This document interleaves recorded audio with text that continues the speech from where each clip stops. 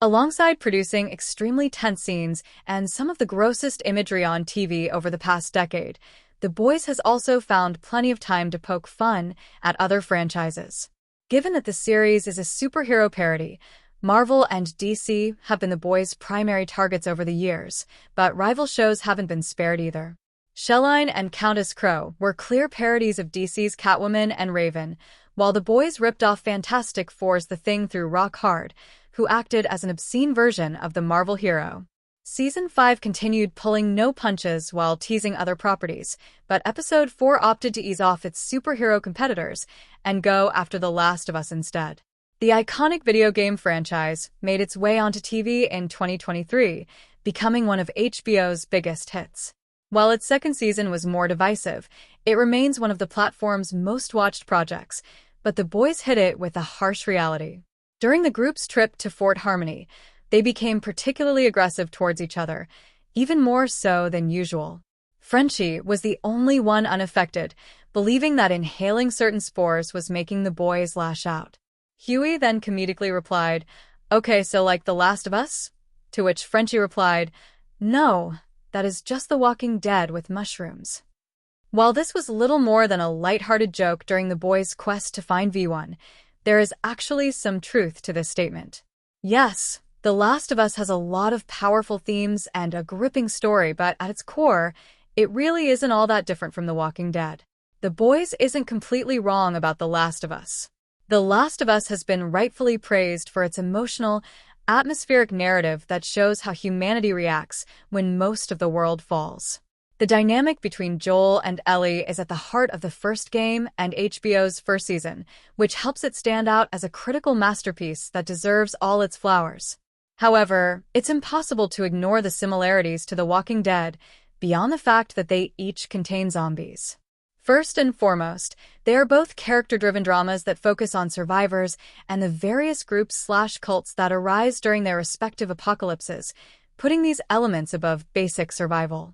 Both franchises focus on the moral ambiguity of their central characters, as the most important characters in The Last of Us and The Walking Dead have taken human lives, despite not necessarily being bad people.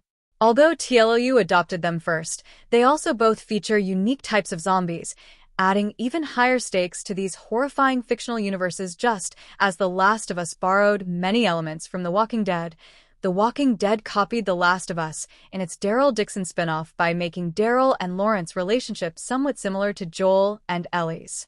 Ultimately, both IPs are great in their own right, but they definitely share many of the same themes throughout. The biggest difference between them may be the fact that we know The Last of Us outbreak was caused by the cordyceps fungus, whereas The Walking Dead's origins are much more mysterious. Still, that only validates Frenchie's statement even more, proving that The Boys' humorous claim isn't totally inaccurate. The Boys Season 5, Episode 4 also takes on streaming services, including Amazon's. Alongside taking shots at The Last of Us, The Boys also decided to go after streaming services during King of Hell, including Prime Video itself. During a meeting between various VOT members, the group discussed how they could pitch Homelander as God to the public, with various numbers and metrics being used to reach a decision. This prompts Worm to blurt out, "I'd say it's all about numbers with you suits, but VOT Plus never releases any." Clearly, this is The Boys' way of taking a jab at modern streaming platforms, despite erring on one itself. It may simply be a harmless gag, but the scene does reinforce how difficult it can be to measure the success of certain projects. Often, viewers get upset about their favorite shows getting canceled, which becomes even more frustrating when the reviews are overwhelmingly positive. At least with statistics to highlight that the viewership wasn't great, subscribers may get a better understanding of why these choices are made, but this data isn't always available.